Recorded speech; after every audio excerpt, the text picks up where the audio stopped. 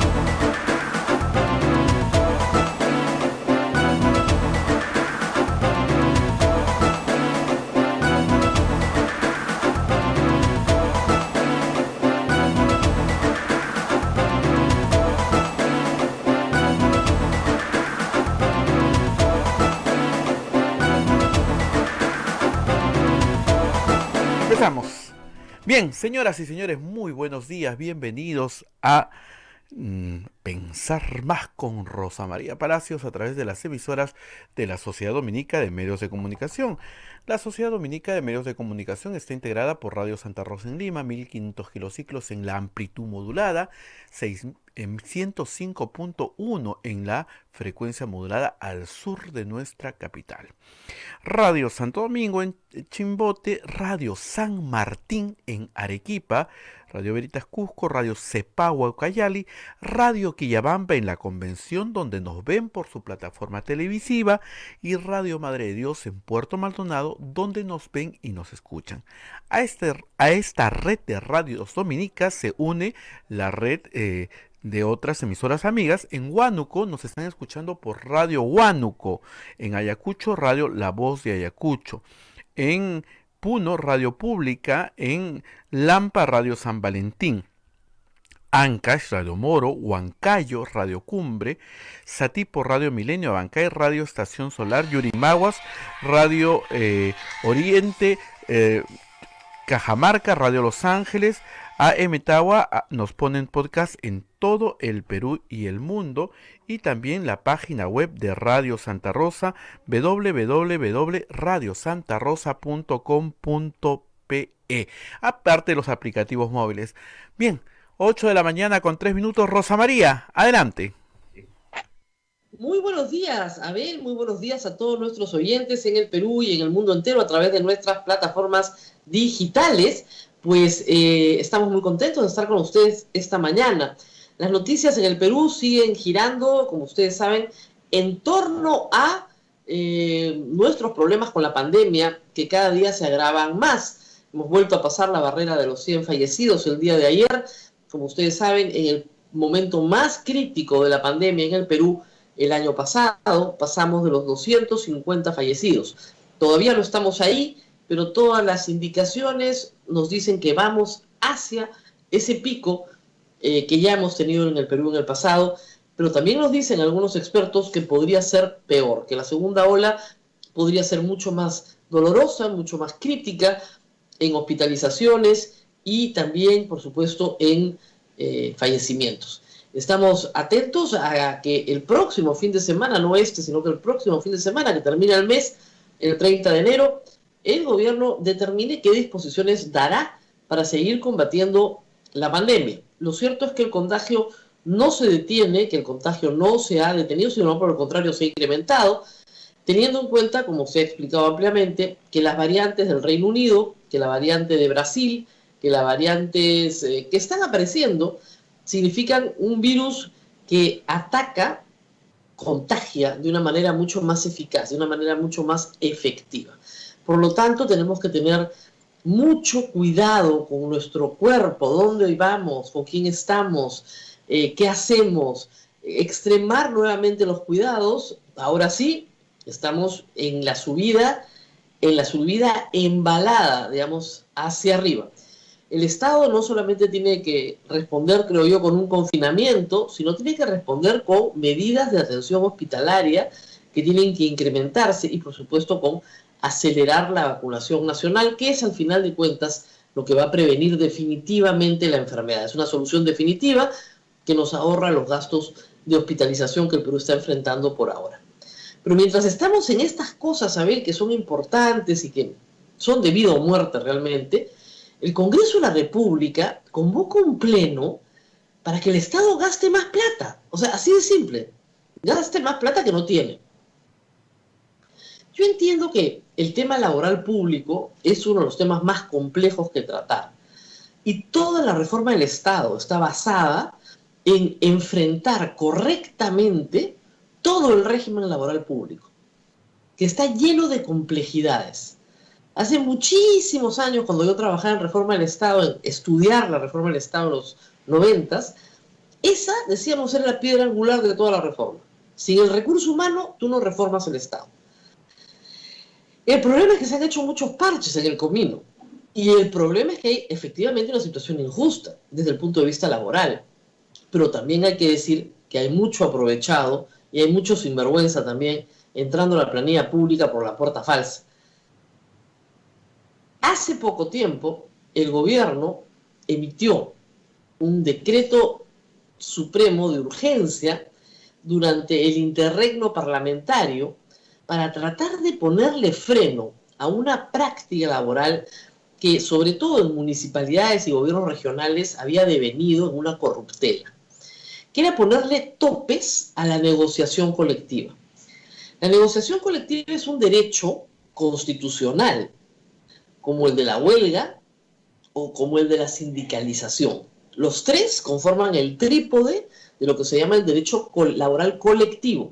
Hay un derecho individual del trabajo, hay un derecho colectivo del trabajo. Cuando uno estudia derecho colectivo del trabajo, estudia negociación colectiva, sindicalización y huelga. Esas son las instituciones pilares y las tres están en la Constitución.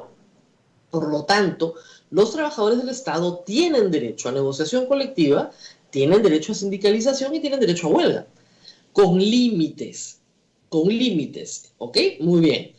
El problema es que lo que se ha aprobado ayer en el Congreso trata de cambiar estas limitaciones que había puesto el Poder Ejecutivo por decreto de urgencia para que la negociación colectiva no tenga límites. Entonces, un alcalde de salida que quiere congraciarse con el personal les regala todo, lo que sea, sin límites. Entonces les da un día extra por el Día del Trabajador, otro día más por el Día de la Escoba, otro día más por la peña no sé qué, otro día más por el Día de la Madre, por el Día del Padre, por el día no sé qué. Bonos, bonificaciones, canastas. No saben la cantidad de bonificaciones. Los sueldos pueden ser un poco más rígidos, ¿no es cierto? Pero se establecen bonificaciones por cierre de pliego, por retorno vacacional, por las que hay a veces sí en el sector privado, pero que no deberían haber en el sector público. ¿Y qué pasa con el alcalde que entra? Se encuentra con un forado que no tiene cómo tapar. Y tiene que destinar buena parte de los ingresos a estas gollerías laborales organizadas por su antecesor. AMPE, la Asociación de Municipalidades del Perú, ha sido la primera en saltar y en pedir que esta norma para repartir salarios sin límites, ¿no es cierto?, no se apruebe. Pero en su desesperación, ustedes saben que el Congreso está en receso, y se convocó una legislatura extraordinaria solo por un día para aprobar estas normas y también para eliminar los contratos CAS. Que, como hemos explicado varias veces, yo entiendo la situación de informalidad del trabajador CAS. Entonces, sinceremos la planilla del Estado. Pero lo que no puedes es entrar al régimen de la 276, que es un decreto legislativo muy antiguo que viene de los 80s, que le da al trabajador del Estado estabilidad laboral absoluta y perpetua. Y sacarlo es casi imposible. Pero casi imposible. Entonces te quedas con una burocracia que no se renueva, con una burocracia absolutamente indolente, porque haga lo que haga, o sea, le sonría al ciudadano o le saque la lengua, le van a pagar lo mismo. O sea, puede mover el papel despacito o lo puede mover rápido. Da lo mismo. Igual le van a pagar. es tremendo lo que pasa. La estabilidad laboral absoluta pues hace completamente rígido el servicio de cualquier especialidad, de cualquier modalidad que el Estado preste un servicio al ciudadano. Y por otro lado, sueldos sin límites, porque no lo sacan a través del sueldo, donde sí tienes topes, el Estado establece topes para la planilla pública, sino a través de todas las joyerías que se consiguen por negociación colectiva. Entonces, reitero, en instituciones como ministerios, como organismos públicos centralizados de mucho nivel, eso es más difícil, pero en municipalidades a lo largo y ancho del país, ustedes no se imaginan los escándalos. Y se han presentado informes en la televisión. Yo recuerdo uno sobre la municipalidad de Chiclayo, que había Día del Barrendero. O sea, se creaban días y esos días tenían pago extra. Ya está. Entonces yo me invento 30 días al año y te saco un sueldo más. Eso no puede pasar. Bueno, eso ayer, ¿no es cierto?, se ha aprobado por insistencia. El Ejecutivo ya había observado estas normas, había dicho, no señores, no hay plata. Por el amor de Dios, dejen de regalar lo ajeno. Se han autoconvocado fuera del periodo regular de la legislatura solo para aprobar por insistencia estos temas. ¿Quiénes? Obviamente, Acción Popular, Alianza para el Progreso, Podemos, UPP, todos están metidos en FREPAP, todos metidos en la colada. Una barbaridad.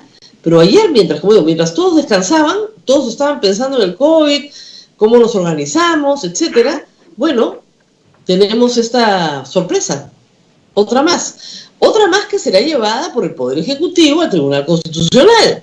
Porque, reitero por enésima vez, para ver si les entra en la cabecita, el Congreso no tiene iniciativa de gasto. Y estas normas lo único que hacen es gastar plata.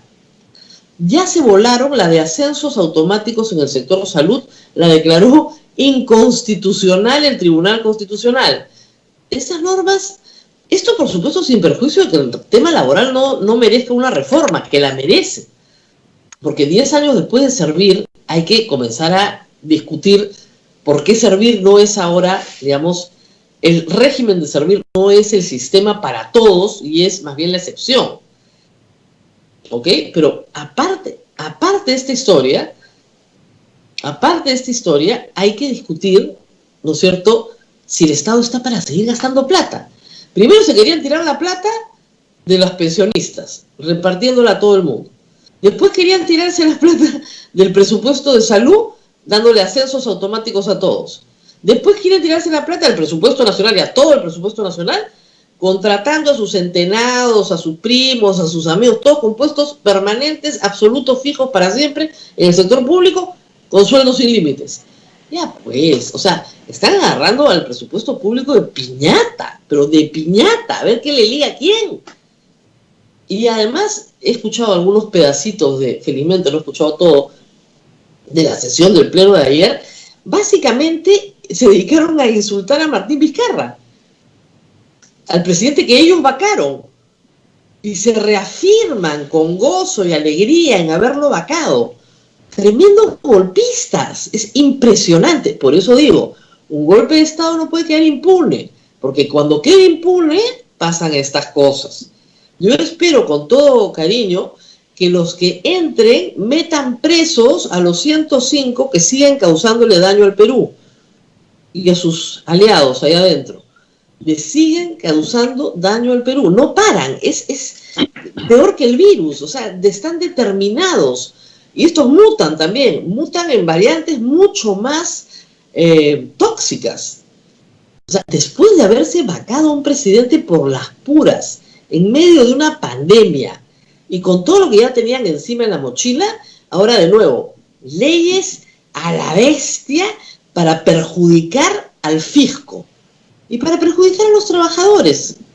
O sea, si yo estuviese en este momento en una municipalidad, lo primero que hago es despedir a todos los casos hoy día. Les termino hoy el contrato, para no tener que contratarlos en una planilla permanente. Lo siento, nos quedaremos sin servidores públicos, pero en estas circunstancias no los puedo meter a la planilla. Sería lo más responsable.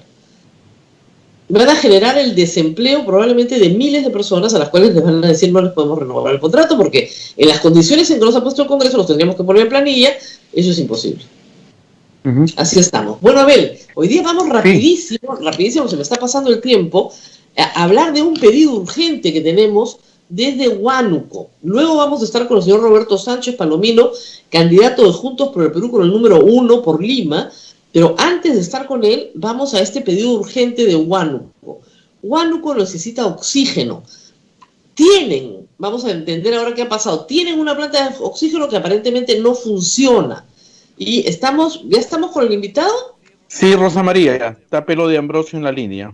Pelo de Ambrosio en la línea, que tiene esta particular cariño por Huánuco y nos va a ayudar un poquito para entender qué está pasando.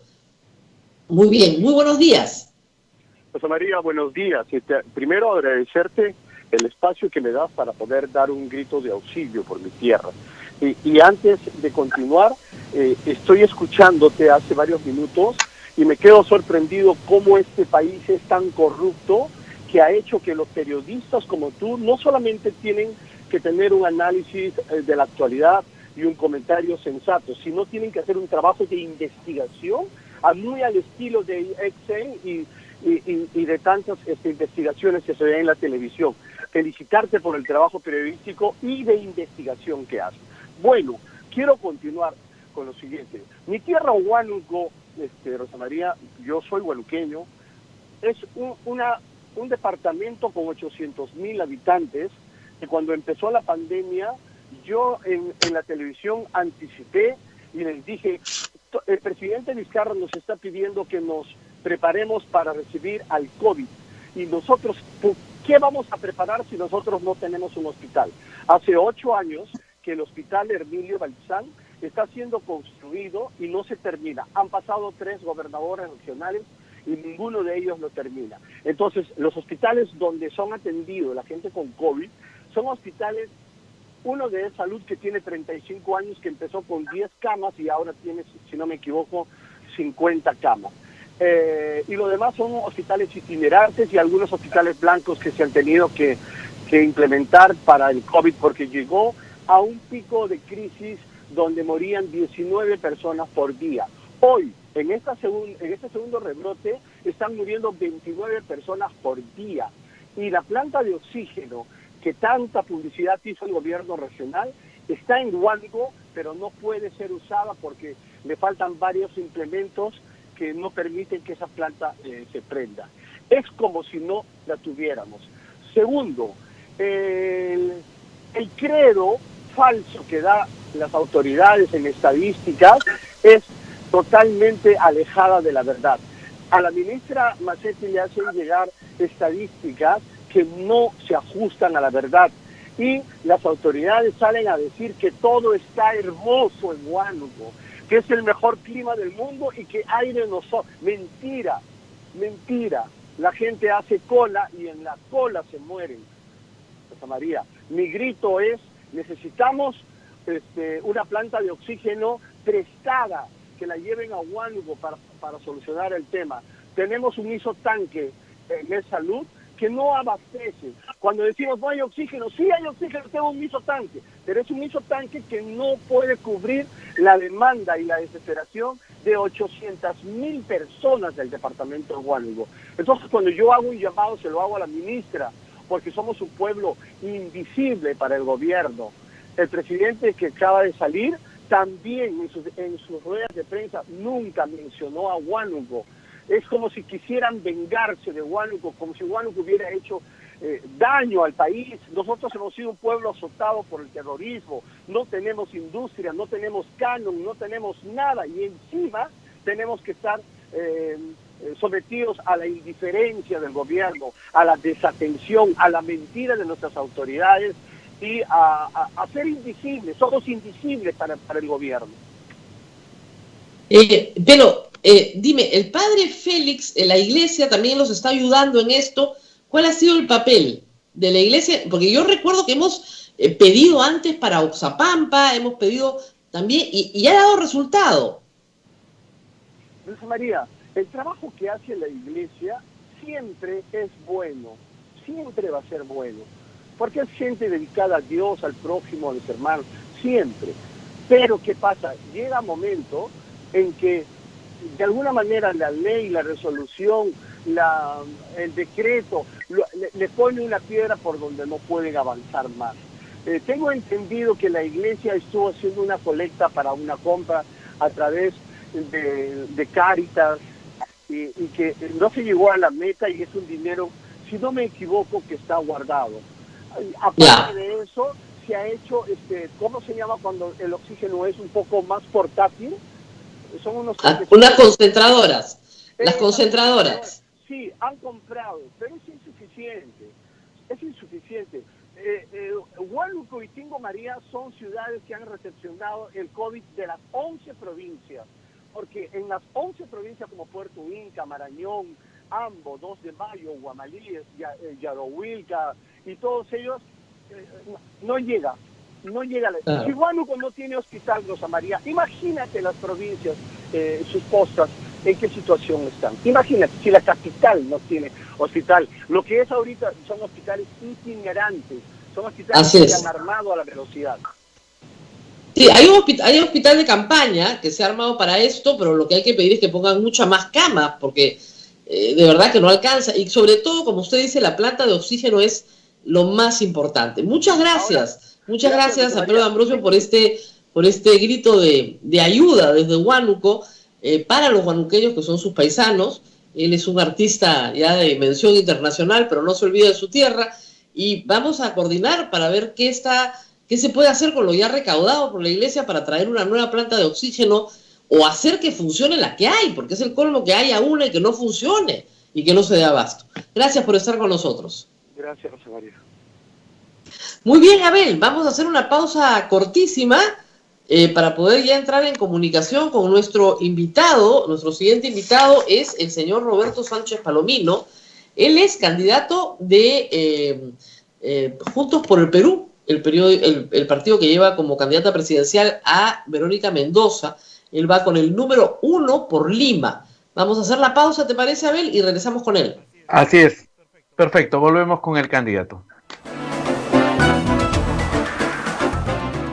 Sodomco, Sociedad Dominica de Medios de Comunicación.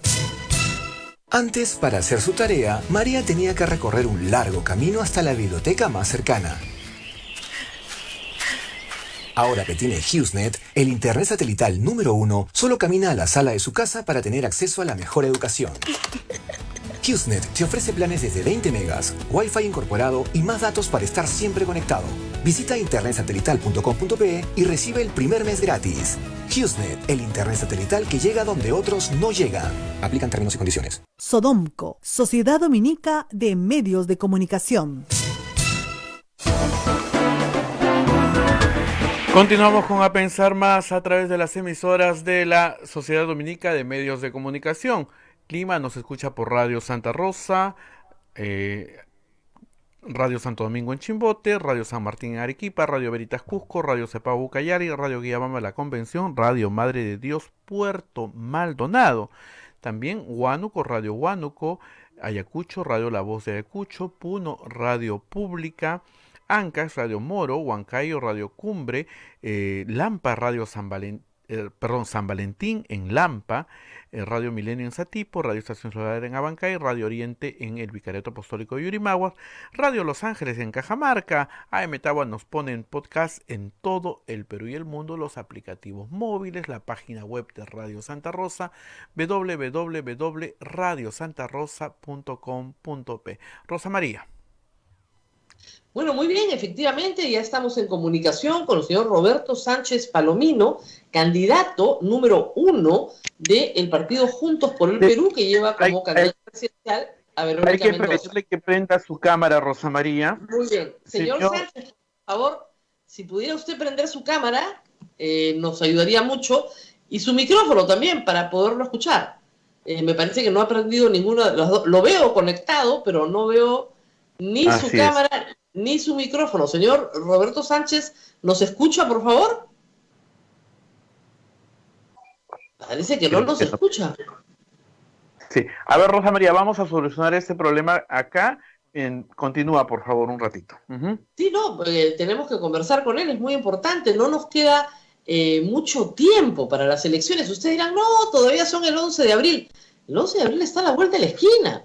Nos queda febrero, una semana de enero, febrero, que es un mes corto de 4 semanas, ahí van 5, marzo con 4 semanas, 9 y una semana de abril. A 10 semanas de las elecciones, la campaña está bien fría, la verdad. De hecho, sea de paso, hay que decirlo. La campaña está helada. Yo creo que están todos muy preocupados y no sin razón por el COVID, por si vamos a un confinamiento, por si nos quedamos nuevamente en casa, qué medidas se están tomando, qué medidas se van a tomar, por un Congreso que hace tonterías como las que he explicado hace un momento. En fin, hay otras preocupaciones en el ambiente y veo que la campaña todavía no despega. Las últimas encuestas del domingo que comentábamos durante la semana nos hablan de una foto muy parecida desde octubre hasta hoy. De una foto en la que en realidad la votación está muy atomizada, muy dividida, nadie tiene un liderazgo claro, incluso el señor Forsyth con 17%, está muy lejos pues de los 20, 30 puntos que tenían antes los candidatos en un enero cualquiera, ¿no? En el 2001, en el 2006, en el 2011, teníamos candidatos con más de, en el 2016 incluso teníamos candidatos con más de 20 puntos en enero. ¿Dónde están? Ese es el problema. El problema es un poco de apatía, un poco de indiferencia, un poco de preocupación por otras cosas, en medio de una pandemia, por cierto, que hace que la campaña no prenda, ¿no? Y los candidatos que la verdad, hasta el momento no logran conectarse con el electorado.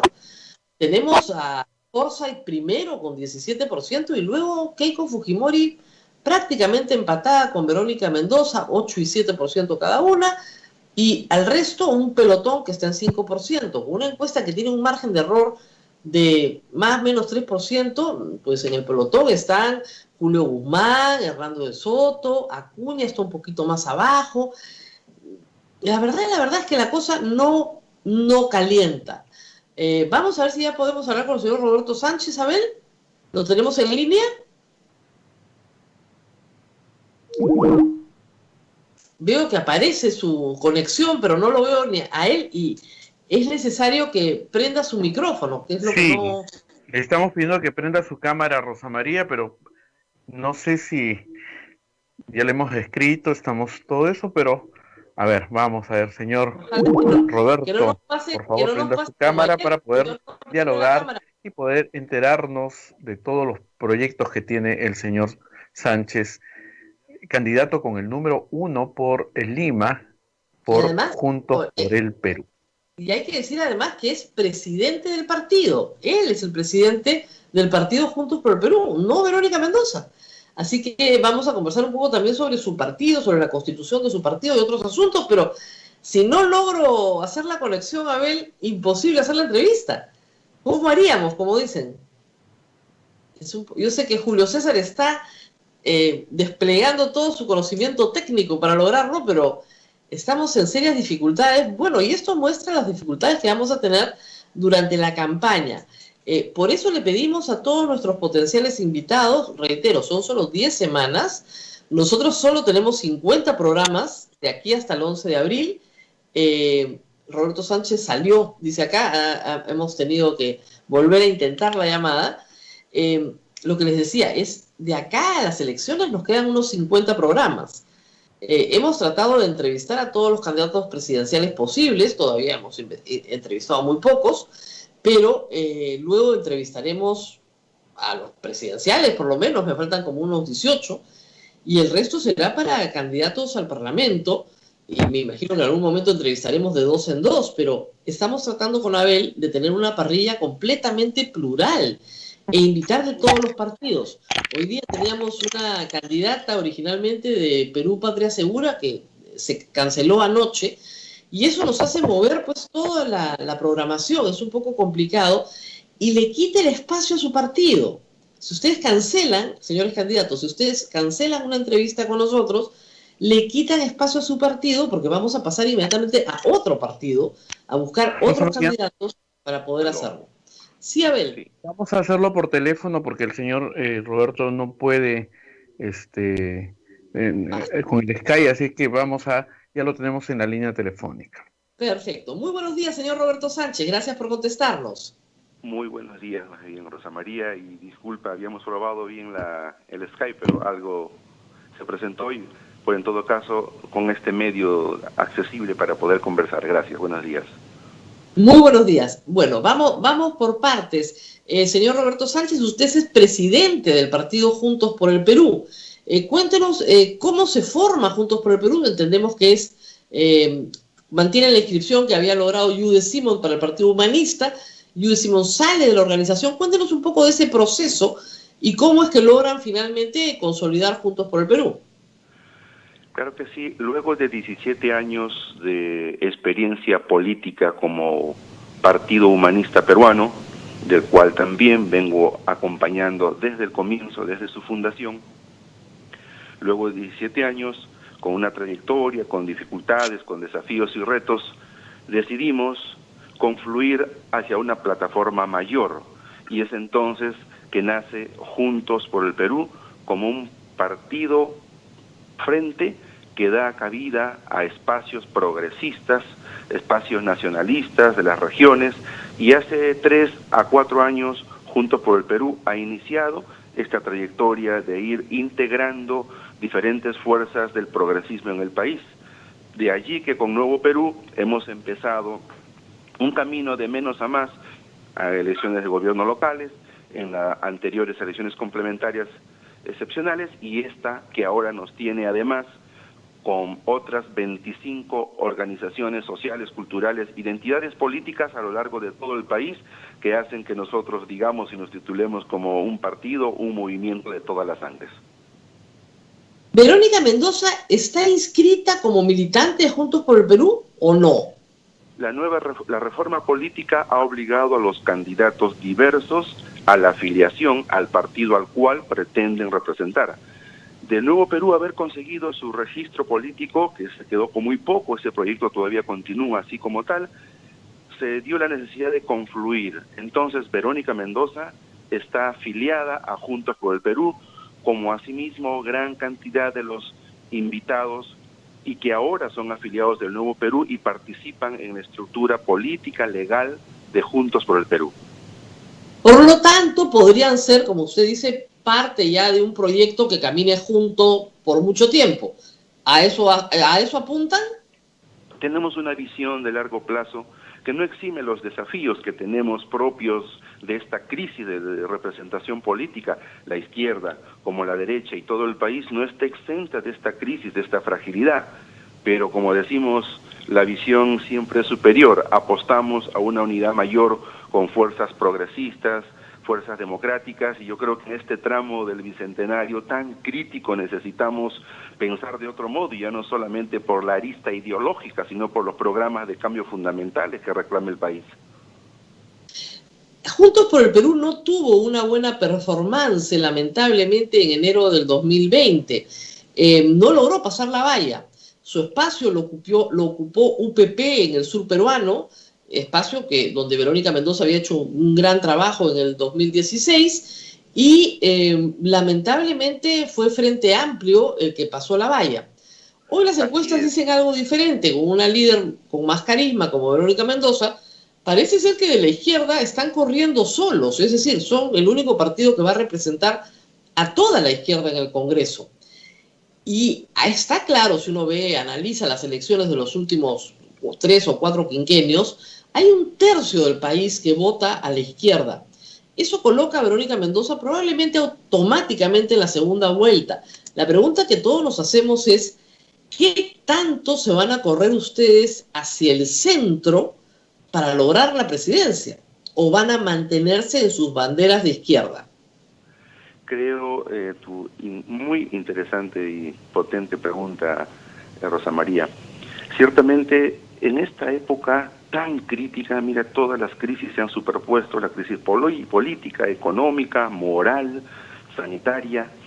En realidad, esta emergencia, y como la estamos viviendo, está poniendo en relativo las grandes visiones políticas de largo y larguísimo plazo. Hoy, la vida, hoy los cambios fundamentales para recuperarnos, para luchar y salir, meritúan que repensemos en una izquierda, en un programa de cambio patriótico. Por ejemplo, en estos momentos, todo orientado a salvar las vidas de los vulnerables del país.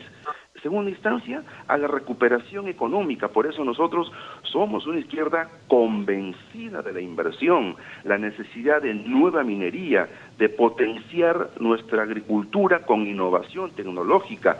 Jamás queremos volver a ese pasado de mafia, corrupción y de maquinita del gobierno de Alan García y todos estos años complicados que hemos tenido.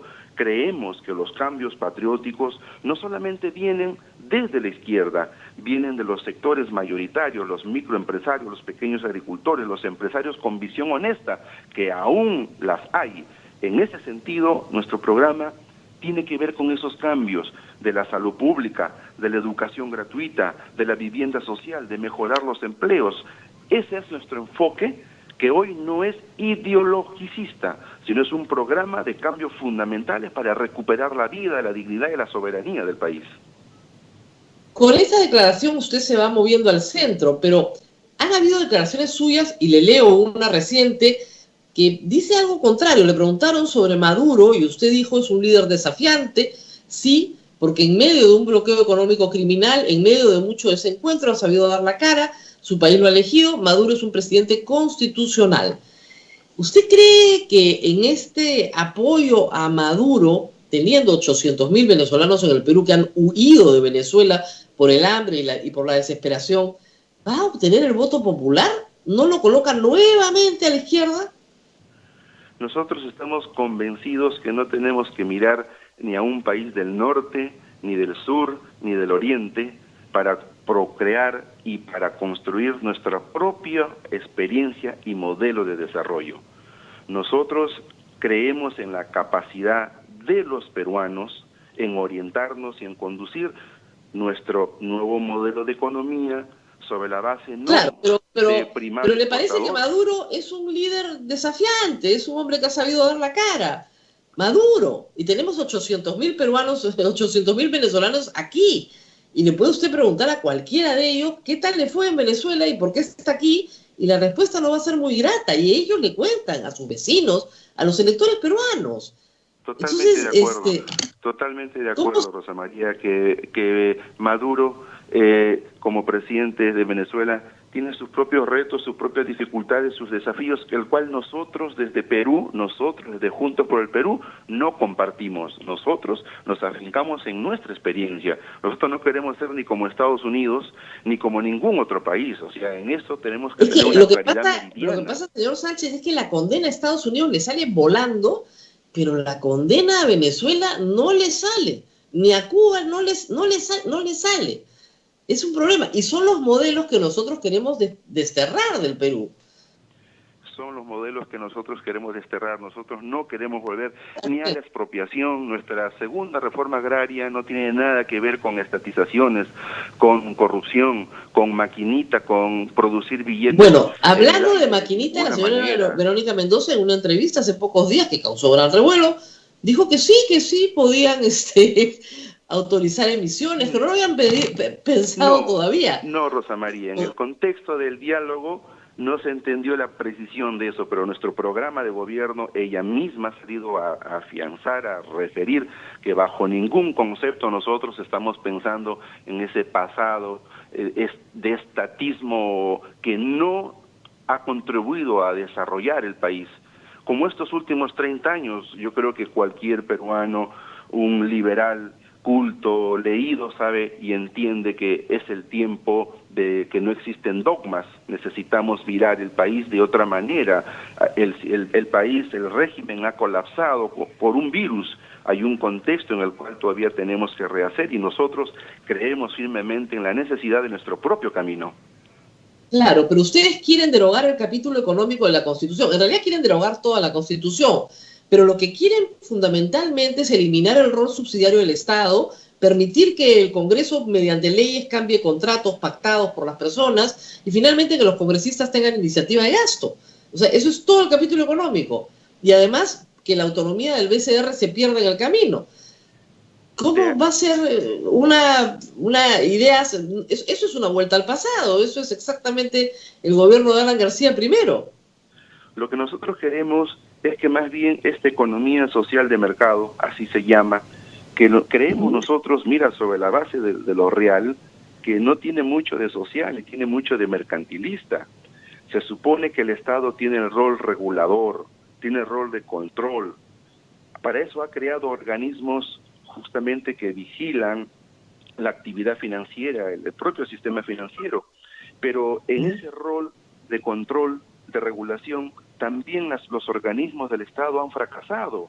Por ejemplo, si hablamos de libre mercado, ¿cómo se entiende que un grupo corporativo de empresarios integrados más o menos desde la CONFIEP hagan una bolsa económica, saquen millones y millones de dólares del sistema financiero bajo la vista y paciencia de la Superintendencia de Banca y Seguros, bajo la SUNAT que no mira nada? Imagínate. Discúlpeme, señor Roberto Sánchez. Sí. ¿A qué bolsa económica se refiere?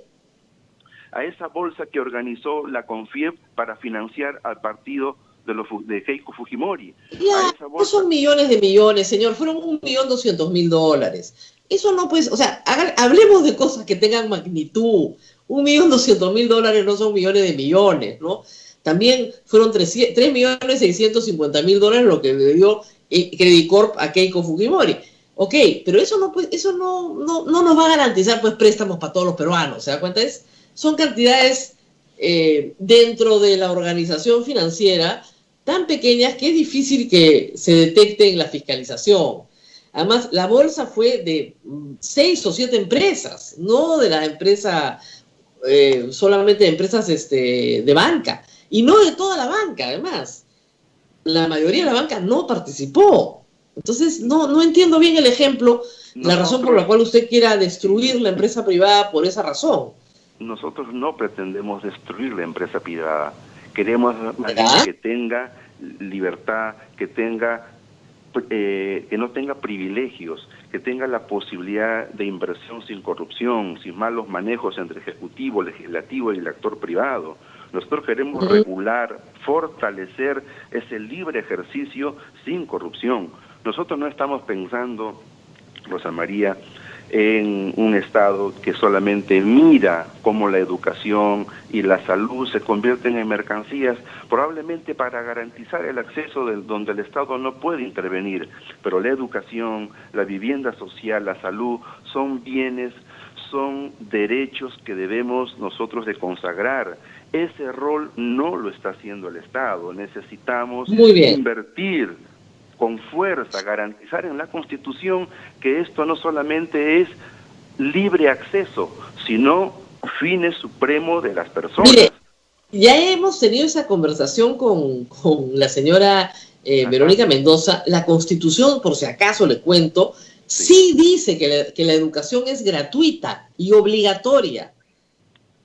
O sea, sí lo dice. La Constitución actual, la vigente, universal y obligatoria.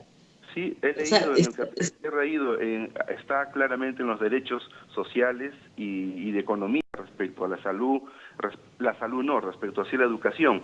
Pero mira, nosotros tenemos en el país, Rosa María, rapidito te menciono, 1 millón de estudiantes universitarios, de 8 millones de jóvenes en edad de estudio.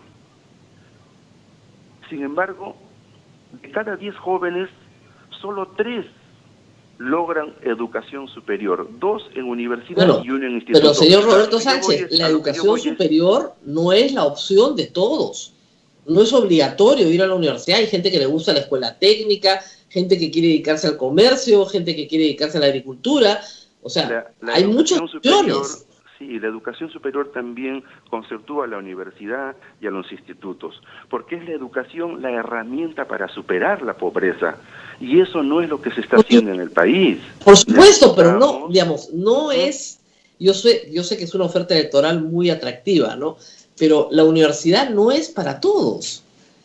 Hay gente que no desea ir a la universidad, que no desea, que tiene otras aspiraciones, otra vocación, otras necesidades. Totalmente de acuerdo. Pero obviamente lo que tiene que estar abierto es el acceso, pero no la obligatoriedad. En cambio, la educación básica sí tiene que ser obligatoria.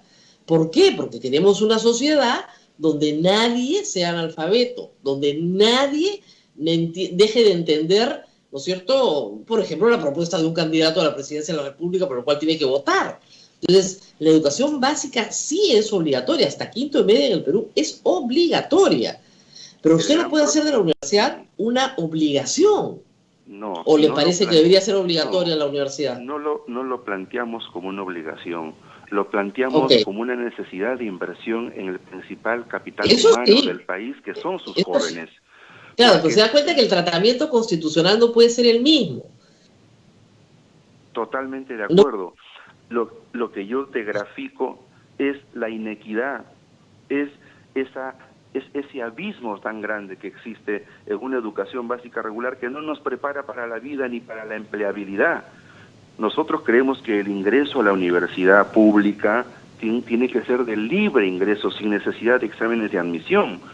Hay experiencias en el mundo. Bueno, es que hay el tema de la meritocracia, ¿no? O sea, ¿por qué el muchacho que más se esfuerza no va a haber premiado su esfuerzo con un ingreso a la universidad, y el que no estudia nada, el que no se esfuerza, tiene la misma recompensa? Tiene que haber un poco de mérito, ¿no le parece? Claro que sí, y eso es lo que no existe hoy. Si de cada 10 ¿Cómo que jóvenes, no? mira... Usted es sanmarquino, entrar a San Marcos es dificilísimo. Es un privilegio de un granito de arena sobre todo el mar. Eso no debe usted lo ve como un privilegio, yo lo veo derecho. como un premio al esfuerzo. Yo lo veo como es un derecho para el que desea seguir esa ruta, pero las oportunidades basadas sobre el tema económico no lo son para todos. Allí hay una enorme brecha todavía por hacer por el Perú del Bicentenario, por los jóvenes del Bicentenario. Solo la educación nos va a sacar de la pobreza, Rosa María. Claro, pero si usted le ofrece a sus votantes de 18 años, no hay examen de ingreso para la universidad pública y todos entran, claro, suena recontra bien, yo votaría por usted si tuviera esa edad, pero el problema es que usted sabe que eso no es posible. O sea, al día siguiente tendría la UNI, la Agraria y San Marcos absolutamente llenas. Porque ¿quién no quiere una universidad de buena calidad gratuita? Todos queremos, obviamente. Hoy día ya existe la gran alianza de las universidades, San Marcos, la Agraria y la UNI. Esta plataforma grande puede ser como réplica también para las otras universidades que tienen infraestructura, pero que no tienen calidad. Claro, pero si usted me dice que el ingreso va a ser libre, absolutamente libre, todo el Perú se viene pues a esas tres universidades. ¿O por qué no? Las tres universidades forman una alianza estratégica, pero todas las regiones tienen infraestructura universitaria con esa vocación de acuerdo, pero digamos, usted no va a decir, el chico de Puno no puede venir a San Marcos, pues, porque San Marcos va a ser solo para los de Lima. Lo que sucede, ¿se da cuenta? Y cuando usted dice que es libre, que cualquiera puede entrar, entonces puede entrar cualquier peruano. Pero mira, hoy en el mundo digital, lo semipresencial, la virtualidad, esa necesidad de innovación en nuestra educación tiene que ser una herramienta fundamental. Por eso es que... De acuerdo, pero regresemos al examen de ingreso libre. O sea, ¿cómo va a ser ese examen de ingreso libre? Explíqueme. Porque al día siguiente usted tiene 800.000, o sea, los que faltan, todos. Yo escojo San Marcos, me gusta la ingeniería, San Marcos Derecho, me voy a la Agraria, en fin, medicina en San Marcos. O sea, tengo que escoger las tres universidades mejores de las públicas, a cualquiera de las tres entro. Gratis, para siempre, y perfecto, no tengo que hacer ningún mérito para hacerlo, no tengo que estudiar. Ya veré adentro cómo me va. Rosa María, la educación es un derecho fundamental. No podemos estar solo privilegiando que el que puede pagar o el que no puede pagar. No. Usted ha dicho que sin examen de ingreso. Perfecto, ya, quedó, esa es la propuesta. O sea, Juntos por el Perú va a promover que no haya examen de ingreso a la universidad pública peruana. Sí, creo que es una necesidad fundamentarla. Nosotros tenemos una plataforma, te lo puedo plantear a detalle, de cómo estamos pensando que ese derecho, debe ser, Perú del Bicentenario, escúcheme, lo más populista que me han ofrecido desde que empezamos a cubrir la campaña. Yo creo que es un derecho de todos los peruanos, no puede ser un privilegio la educación. Yo, por ejemplo, tengo el triste privilegio de ser el primer profesional de todas las familias y mi generación. A ver, ¿cómo me va a alegrar eso, Rosa María? Bueno, yo creo que su familia debe estar muy orgullosa de usted. Y todos mis otros familiares inteligentes, pero que no han tenido el acceso porque sus padres no pueden facilitar. Probablemente la siguiente generación, sus sobrinos nietos, sí van a ir a la universidad. pero uno de Estoy 2000 segura que sí. es imposible. Estoy segura. Hay que democratizar. Sus hijos no van a ir a la Rosa universidad, María. yo estoy segura que sí. Seguramente sus nietos también y los hijos de sus sobrinos también. 40 años no puede esperar mi familia, todas mis familias por un profesional. Yo que soy No, sanmarquino, ya pasó, pues. Ya ahora ya hay más acceso y estoy segura que su familia va a poder hacerlo. Estoy segura que sí. Hay que abrir la cancha, porque mira cómo está la universidad pública, Rosa María. 144 universidades, muchas sin licenciamiento, la calidad ha hecho una tontería, y nuestros jóvenes y nuestro país todavía en pobreza, apostando a otros elementos. Las públicas han logrado licenciarse todas menos una. De las públicas se han licenciado, el Estado puso más plata y se licenciaron todas, menos una, con gran resistencia al principio, pero al final se licenciaron. Y fue una buena cosa para todas, ¿ah? La verdad que sí. Este bicentenario, Rosa María, debe de ser de la educación. Ya hemos probado 30 años. ¿Qué piensan de SUNEDU, del régimen de licenciamiento? Nosotros creemos que hay que fortalecer el sistema de calidad, garantizando no solamente infraestructura, docentes adecuados, currícula adecuada. De ninguna manera podemos extender esos beneficios y esa relatividad respecto a la universidad privada, de ninguna manera. Igual la universidad pública, no solamente hay que crearlas por crear, cada pueblito tiene su ley y su propia universidad, de ninguna manera. La educación en el Bicentenario tiene que ser vista como una prioridad del Estado, Rosa María. No podemos. Pero usted quiere una universidad de calidad sin examen de ingreso. No sé cómo lo va a hacer, ¿ah? Mira Argentina, mira Europa, mira otros países donde no necesariamente, Rosa María, es así. Necesitamos abrir la cancha, garantizar el acceso, jugar con los jóvenes. Ahora, en el tema de COVID, veo en su biografía que usted ha estado en el Comando COVID del Norte Chico, como psicólogo social. Justamente lo que ha faltado, creo yo, es ciencias de la conducta, como una herramienta, ¿no es cierto?, de prevención. ¿Cómo ha sido la experiencia suya en el Norte Chico? Cuéntenos un poco en el manejo del COVID. Ciertamente estuve toda la emergencia sanitaria, excepto por la renuncia ahora por la responsabilidad política en la candidatura. Pero hay una gran complicación entre todo la articulación de nuestras autoridades, gobernador, alcaldes, director de la red de salud, la sociedad civil en su contexto.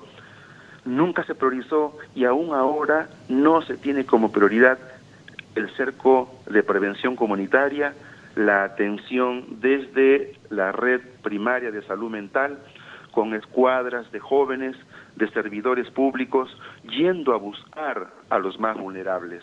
La red de salud tiene nombres y apellidos de los adultos mayores, de las personas con obesidad mórbida, con diabetes, los hipertensos. Las municipalidades, aún con una data más o menos actualizada, sabe dónde están las personas con discapacidad severa, los pobres categorizados por la unidad local de empadronamiento del CISFO, que gobiernan los gobiernos locales, y el MIDIS.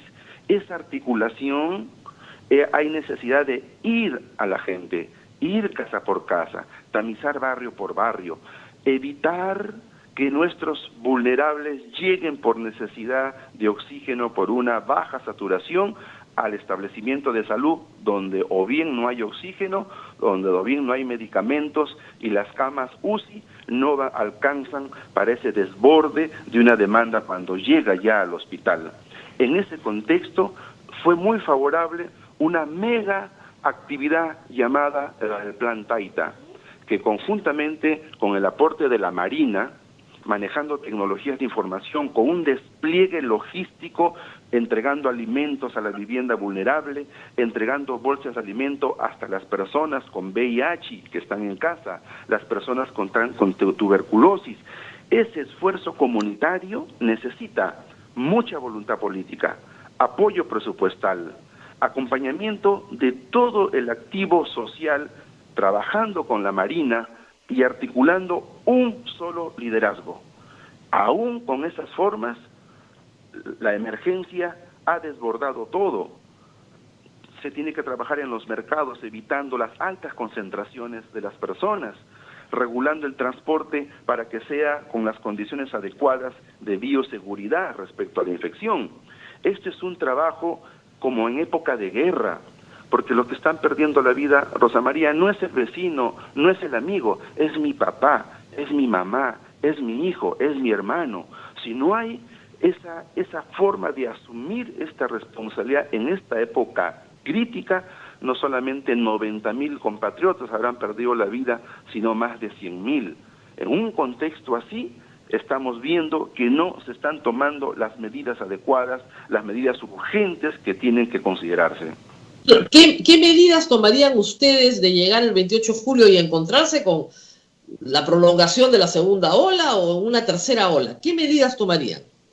En principio, tenemos que dotar de todas las condiciones adecuadas a los establecimientos de salud que en estos momentos están resistiendo el embate de personas que necesitan camas UCI, o bien, ya sea por la ausencia de los ventiladores mecánicos, o bien atendiéndoles, por ejemplo, con este modelo que ha creado la UNI respecto a máscaras de transmisión de flujo rápido de oxígeno, con las plantas generadoras de oxígeno que la Universidad Católica y la Universidad Nacional de Ingeniería han generado.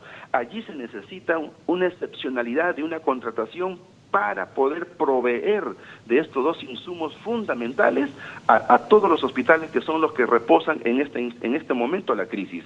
En segundo lugar, en el lado comunitario tenemos que proveer de condiciones a los trabajadores de la salud, a los promotores de la salud. Sé de que es muy crítico en muchos gobiernos locales y regionales el concepto y el fenómeno de la corrupción que atraviesa transversalmente a todo el Estado. Pero tenemos que tener la capacidad de dialogar y articular. Esto no lo va a poder resolver solo la Dirección de Salud, no solamente lo va a poder hacer el alcalde, tiene que estar también el párroco de la ciudad, las organizaciones sociales, los comités cívicos, articulados para defender sobre la base de... Si Verónica Mendoza fuera presidenta y usted fuera parte de su gabinete hoy, ¿mandarían a un confinamiento obligatorio a todo el país? La cuarentena focalizada, Rosa María, es una necesidad. Tenemos que hacer en estos momentos evaluación sobre el mapa de calor para identificar qué regiones deben de ir a un confinamiento rígido. No podemos esperar más... Usted postula por Lima, por cierto, pero es de Huaral. Su zona, Lima Norte Chico, digamos, cerca a Lima, ¿cómo ve la situación? ¿Usted mandaría a sus paisanos a un confinamiento? Sí, Rosa María. Yo sé de lo que significa en el tema económico, en el impacto económico, social, de una urgencia y una emergencia de esta naturaleza. Pero yo no puedo poner al mercado por encima de miles de personas que van a morir. Es más, el mejor momento de prever la defensa justamente de esa economía son decisiones rápidas. Una decisión de confinamiento de 15 días, de 10 días, puede ser fundamental en cortar la cadena de transmisión. Luego... Solo lo haría por 15 días, nada más.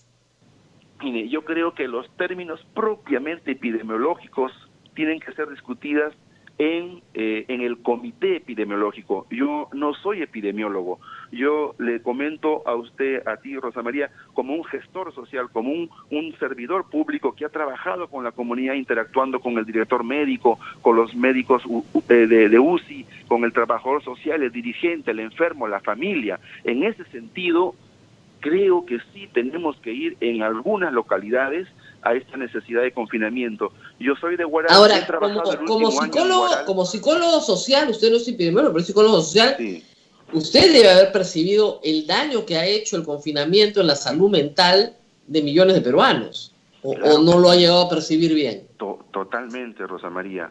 Pero dime, por lo menos, aún en estas condiciones, tenemos el futuro esperanzador de poder recuperar nuestro bienestar. En cambio, cuando has perdido a tu papá, a tu mamá, a tu hermano, a tu amigo, vas a perder la vida, ya no tienes posibilidad de... La muerte no tiene solución, pero la vida, aún desafiante como estamos, sí vale la pena. Aquí no podemos sacrificar la vida de los peruanos, los más vulnerables, porque otros sí pueden acceder a comprar oxígeno, a comprar medicamentos, a confinarse sin necesidad de la asistencia de la propia autoridad o el país. Nosotros creemos que hay que potenciar por eso las redes de transmisión de alimentación, los comedores populares, las ollas comunes, los vasos de leche. Tenemos que trabajar de ese modo. Yo no digo confinamiento todo el año, no. Es el momento oportuno para cortar esa transmisión de la infección en algunas localidades donde ya se tiene la data de cómo está funcionando. Este es un periodo de guerra. Señor Sánchez, ¿usted se vacunaría? Totalmente. Promovemos nosotros la vacunación, que tiene que ser libre, gratuita, universal. Si bien es cierto, pueden tener cuestionamientos respecto a la efectividad o no, en estos momentos no podemos pedir la perfección. Tenemos que asumir responsabilidades sensatas, razonables, con evidencia científica, y la vacunación de los peruanos es una necesidad. Yo sería el primero que tuviera ya la oportunidad de vacunarme. Le voy a robar una pregunta ya de carácter profesional para la audiencia. Usted como psicólogo, ¿qué consejo le da a las familias en este momento de incertidumbre donde no sabemos si a partir del 30 vamos a un confinamiento o no? ¿Cómo prepararse mentalmente para esa situación? Me dirigiría directamente a mi propia familia. Yo también he perdido familiares muy queridos y sé lo que significa no dar cristiana sepultura a tu papá, a tu abuelito, que ni siquiera has podido enterrarlo en condiciones como celebramos los andinos. Sin embargo, vecino, vecina, peruano, este es el momento en que tenemos que valorar a los que están vivos todavía con nosotros. He perdido a mi tío, pero estoy con mi primo. Estamos en familia, estamos en comunidad.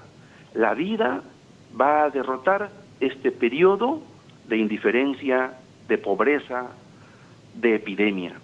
Afiancémonos sobre la base de la solidaridad, cuidemos la vida de nuestros familiares, cuidemos la vida del barrio, protejámonos, busquemos el auxilio necesario si no se tiene. Llámese en el gobierno local con una bolsa de alimentos, llámese en el hospital con una llamada telefónica para acompañar este momento de tensión y de drama. Tenemos que luchar, es una guerra. Hay que mantener, así como hemos sido capaces de derrotar pobreza, enfermedad, miseria, exclusión, hoy con capacidad de alegría, con capacidad de lucha y emprendimiento que nos caracteriza a las y los peruanos, vamos a superar este momento. Respiración profunda, ejercicio, caminar en la cuadra con mucho cuidado, caminar en el barrio, en mi propia casa. Si en mi casa tengo 2 o 3 prácticamente en hacinamiento, hoy nos hemos juntado, más familiares. Tenemos que cuidar a nuestros abuelitos, a los que están enfermos. Esta es la forma como, con buena actitud, pensando en positivo, pidiendo al Dios naturaleza, a la Pachamama, al Apu, a todas las fuerzas espirituales también que nos ayuden a remontar esta situación. Vamos con tranquilidad, vamos con serenidad, vamos con la madurez que necesita, porque nuestros hijos nos necesitan, nuestras amistades y familiares nos necesitan. Tenemos un país que nos necesita y vamos a ser capaces de derrotar el periodo más crítico y dramático que estamos viviendo los pobres, los vulnerables en todo nuestro país. Muy bien, muchas gracias. Abel, no sé si haya tiempo para una preguntita del público, porque hoy día es viernes y nos tenemos que ir temprano. Así es. Sí, Rosa María. Rosa María, preguntan sobre el tema del 9 de noviembre, si usted considera, señor Sánchez, si el 9 de noviembre hubo un golpe y si es así, ¿qué va a hacer con los congresistas, con los 100 congresistas golpistas? ¿Pediría una sanción para ellos? Mira, las verdades legales, las verdades administrativas, las verdades políticas. ¿Qué es la verdad en un país tan confrontado, tan frágil, con una anomia en el poder político? La verdad ya no es verdad, a la mentira le dicen verdad. Creo que en realidad necesitamos que nuestras próximas autoridades tengan control social, tengan la articulación de todas las fuerzas vivas del país. Esto no lo salva la izquierda, esto no lo salva la derecha, esto no lo salva el de aquí y el de allá. Esto es una responsabilidad de todos los peruanos demócratas, honestos. Hay que trazar una raya contra toda esa élite mafiosa, de oprobio, que se ha hecho del Estado un botín y de la política un negocio. No, necesitamos un nuevo comienzo patriótico y nacional. Claro, pero señor Roberto Sánchez, en concreto, para usted el 9 de noviembre, ¿lo que ocurrió fue un golpe de Estado en el Perú? Fue un golpe de Estado. ¿Esas personas, las que participan en este golpe de Estado, merecen una sanción? Merecen la sanción política, la sanción moral de todos los peruanos, indistintamente que van a empezar su lucha del debido proceso, el imperio de la justicia y la ley, que ya sabemos cómo es en el país. Muy bien, pero desde el punto de vista de su bancada, de llegar al Congreso, pues participarán en los juicios políticos que se realicen. Son necesarios, así como hay que ir hasta el fondo del asunto en la lucha contra la corrupción. Totalmente de acuerdo. Muy bien. Porque esa será nuestra orientación. Muy bien. Muy bien, muchísimas gracias al señor Roberto Sánchez, candidato al Congreso Juntos por el Perú, número 1. Nosotros nos vamos despidiendo, número 1 por Lima, por si acaso nos escuchan en todo el Perú. Esta es la lista de Lima. Yo le agradezco mucho haber estado con nosotros. Nos tenemos que ir despidiendo, Abel. Pero gracias, Rosa María. El lunes, por supuesto. Muchas gracias a todos. Muchas gracias. Muchísimas gracias. Muy amable por la atención, y ya nos vamos hasta la Basílica del Santísimo Rosario, Rosa María, donde nos está esperando el padre Luis Enrique y el padre Richard. También nos esperan ahí para la misa. Pero no se olviden el tema de Huánuco, que de verdad estaba impresionante en el primer momento, ¿no? A ver, ojalá que la ministra, el presidente, alguien preste un auxilio a Huánuco. Así es. Bien, muy bien, vamos. Muchísimas gracias, Abel. Nos vemos. Chao, chao. Hasta el lunes. Hasta el lunes.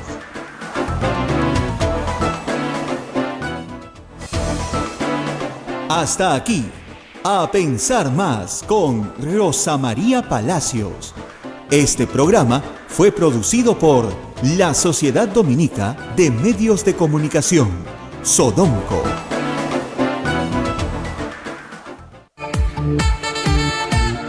Radio Santa Rosa, buenas nuevas en tu vida.